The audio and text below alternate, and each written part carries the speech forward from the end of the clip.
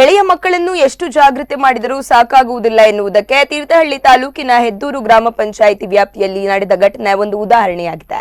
ವಿಲಿದೆಲೆ ತಟ್ಟಿಯಲ್ಲಿದ್ದ ಅಡಿಕೆ ನುಂಗಿ 1 ವರ್ಷದ ಮಗು ಸಾವನ್ನಪ್ಪಿದೆ. ಈ ಮಗು ಹೆದ್ದೂರಿನ ಅರ್ಚನಾ ಸಂದೇಶ್ ದಂಪತಿಗಳ ಪುತ್ರ 1 ವರ್ಷದ ಮಗು ರಿಹಾನ್ ಎಂದು ಗುರುತಿಸಲಾಗಿದೆ. ಸಂದೇಶ್ ದೂರದ ಬೆಂಗಳೂರಿನಲ್ಲಿ ಕೆಲಸ ಮಾಡುತ್ತಿದ್ದು ಲಾಕ್ಡೌನ್ ಸಂದರ್ಭ ಮಗು ಮತ್ತು ತಾಯಿಯನ್ನು ಹೆದ್ದೂರಿನಲ್ಲಿ ಬಿಟ್ಟಿದ್ದರು.